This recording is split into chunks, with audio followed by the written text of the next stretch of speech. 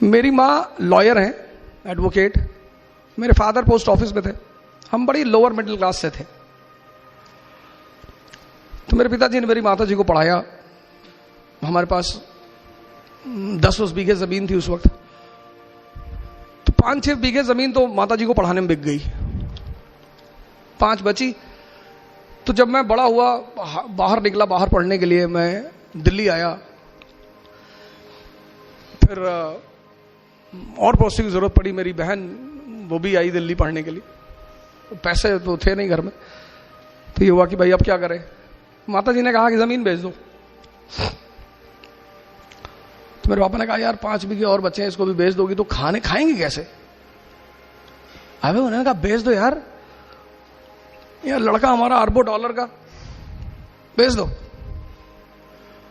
तो कुछ भगवान की वो थी कि मैं सुन रहा था उन दोनों आदमी की बातें। बेच दिया साहब जमीन। हम तो चले आए, पढ़ते रहे। तो जब मेरा आईएएस के लास्ट अटेम्प्ट में मेंस नहीं हुआ तो मेरी स्थिति एकदम, मतलब मैं उसे बयां ही नहीं कर सकता, उस पर मैं जाना ही नहीं चाहूंगा। 7 महीने बड़ी अजीब सी स्थिति में रहे, क्योंकि हम जो मिडिल क्लास के लोग हैं ना, उनके लिए ये सब तैयारी नहीं है। हमें नौकरी नहीं चाहिए, हमें जगह बनानी है। और सर अगर आपको लगता है कि जिंदगी में लड़ाई नहीं करनी पड़ेगी तो आप गलतफहमी में जी रहे हैं सर। लड़ना है सर, जिंदगी का मतलब लड़ना। अब आप डिसाइड करो कि कहां। जिंदगी मतलब लड़ाई, और लड़ाई मतलब हंस हंस के लड़ना, तभी जीतोगे। तो मैं अपने घर गया, तो जिनको हमने अपनी जमीन बेची थी, मैंने उनसे पूछा कितना पैसा लोगे। जितना तुम सोच सकते हो उसका डबल दूंगा, जमीन वापस कर दो।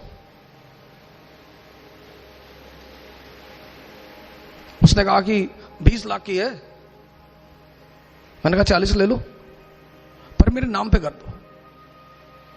हमारे मां बाप मतलब भगवान।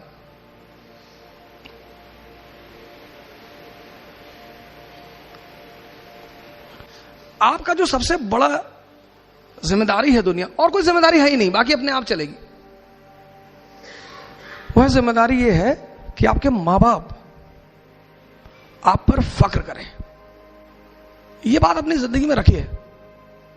फक्र किसी भी बात पर, किसी भी बात पर, कि मेरे बेटे ने हिंदुस्तान पे कब्जा कर लिया।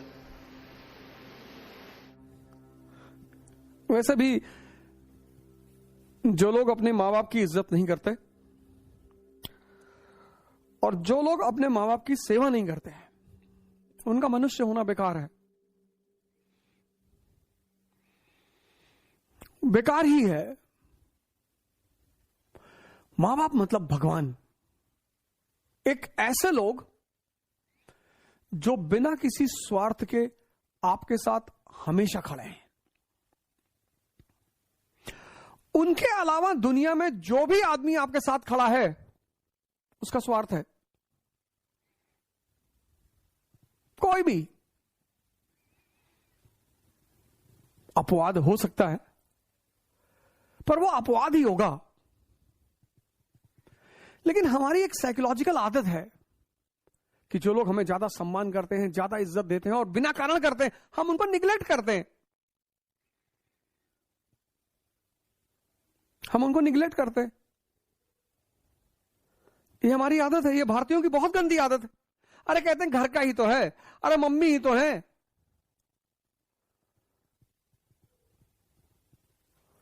एक दिन गांधी जी ने बड़ी अच्छी जीवनी लिखी, जीवनी की टाइटल लिखी, माय एक्सपेरिमेंट्स विद ट्रुथ। और मुझे लगता है कि जीवन में हर व्यक्ति को एक्सपेरिमेंट्स करते ही रहने चाहिए। कभी एक दिन झूठ मूठ का नाटक ही कर दो कि पापा ने घर से भगा दिया, पैसा नहीं है मेरे पास, अब मैं कहां जाऊं। फिर देखो तुम्हारे साथ कितने लोग हैं। मां बाप यानी भगवान। सर हमारी माता जी तो आज भी कूट देती हैं हमें। आज भी मैं उनसे करीब 4-5 फुट की दूरी पे ही बात करता हूं, कुछ भी उठा के मार देंगी। बुढ़ापे का सबसे बड़ा मजा जानते क्या है? जब जवान बेटे को या बेटी को माँ बाप डांटे समाज के सामने और वो सर झुका के खड़ा रहे। यही आनंद है। बच्चों को आप देखो, बच्चे ने अगर आपको डांटा और आप ऐसे डर गए, बच्चे को बड़ा मजा आता है। बच्चा अगर आपको डरा रहा और आप डर गए, बच्चे को बड़ा मजा आता है। ऐसे बुढ़ों को भी बड़ा मजा आता है। जैसे आपके माँ बाप बुजुर्ग हैं, आप आईएएस हैं, और पब्लिकली आपके पिताजी ने आपको डांटा और आप हाथ जोड़ लिए कि बाबूजी गलती हो गई। उस आदमी की उम्र 10 साल बढ़ गई।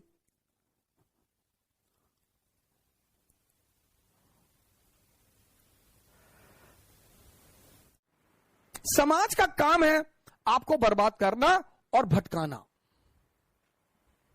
यह समाज का धर्म है। उस समाज में अगर कोई आपको बनाने वाला मिल जाए मां बाप के अतिरिक्त, तो आप बहुत भाग्यशाली हैं। इस दुनिया में अगर आपका कोई शुभचिंतक है तो वो है मां बाप, सबके साथ। लेकिन होता क्या है, वो कठोर होते हैं हमारे प्रति। जो भी शुभचिंतक होगा वो कठोर होगा, जिसको शोषण करना होगा वो मृदु होगा। जैसे पड़ोस की आंटी, उनको कोई काम है, और बेटा बबलू कैसे हो बेटा, दिखाई नहीं पड़े, बेटा हमारा आटा लिया देते चक्की से, लो। अब मां इस तरह से नहीं बोलेगी, मां कहेगी बदतमीज, कहां मरा हुआ था। तो अब हम ह्यूमन नेचर है हमारा, तो हमें मां बाप बड़े बुरे लगते हैं। लेकिन सूत्र यही है सर, जो भी आपके प्रति कठोर है वो आपका भला सोचता है, और जो भी आपके प्रति मृदु है, अच्छा बोलता है, आपकी सिर्फ तारीफ करता है, वो आपके शोषण के फिराक में है।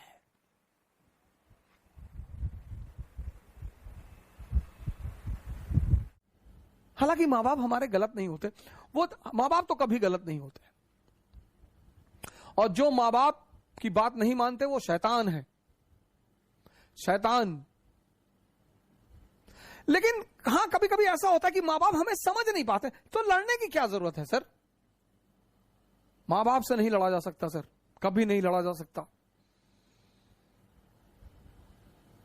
मां बाप से तो कभी लड़ा ही नहीं जा सकता सर, कभी नहीं। कुछ भी हो जाए, भगवान उतारा है और मां बाप कहते चला दो गोली तो चला दो, फिर इफ एंड बट की जरूरत ही नहीं। यह स्थिति है मां बाप की। सर 7 महीना मैं रहा ऋषिकेश में सर, मेरा अटेम्प्ट खत्म हो गया, सबने मेरा साथ छोड़ दिया सर, सबने। मैं पैसे 1-1 रुपए के लिए मोहताज हो गया। मेरे एक मित्र हैं, 100 रुपए मांगने पे नहीं दिया उन्होंने सर। लेकिन मेरे पिताजी आते थे ऋषिकेश, मुझे पैसा दे देते। मैं उनसे कहता था मैं अब कुछ करूंगा नहीं, अगर तुम इस सोच में आते हो कि मैं कुछ करूंगा, मैं वापस जाऊंगा, मैं MBA करूंगा, मैं पैसा कमाऊंगा, तुम्हारी बुढ़ापे की गारंटी बनूंगा, मैं कुछ नहीं करूंगा। तो बोले यार हम तुमसे कुछ कहते हैं, लेकिन जब तक मैं जिंदा हूं तब तक मैं आकर तुमको पैसा देता रहूंगा। और सर 7 महीने आते रहे वो ऋषिकेश और मुझे पैसा देते रहे सर। और कभी कभी तो लोगों को भेजते थे मुझसे मिलने के लिए कि जाओ ऐसे कह देना घूमने आए थे, कुछ पैसा दे आना। ये होते हैं मां बाप। आदमी को पहचानना है ना, तो उसको ये देखो कि इसके मां बाप के प्रति कैसा रवैया है। अगर वो अपने मां बाप को भगवान मानता है तो आपके प्रति ईमानदार रहेगा सर, हमेशा। हाँ, लेकिन कभी कभी ऐसा भी होता है, यह भी मैं मानता हूं कि कभी कभी मां बाप भी हमको समझ नहीं पाते, तो कोई बड़ी बात नहीं है सर। उसमें झगड़ा करने का, उनसे बगावत करने की कोई जरूरत नहीं है। जो भी आपके ऊपर खर्चा करेगा वो उसकी कीमत वसूल करेगा, मां बाप के अलावा। हमने तो उन मां बापों को खुशी देखा है जिनके बच्चे शाम को घर आते हैं, अपने मां बाप के साथ बैठते हैं, अपने मां बाप को घुमाने ले जाते हैं। हमारी श्रीमती जी के मामा है, तो अपने मां बाप को साथ में रखते हैं बैंगलोर। उनके मां बाप से ज्यादा धनी आदमी कौन है सर इस संसार में, जिसकी बुजुर्गियत में बच्चे मोहब्बत करें।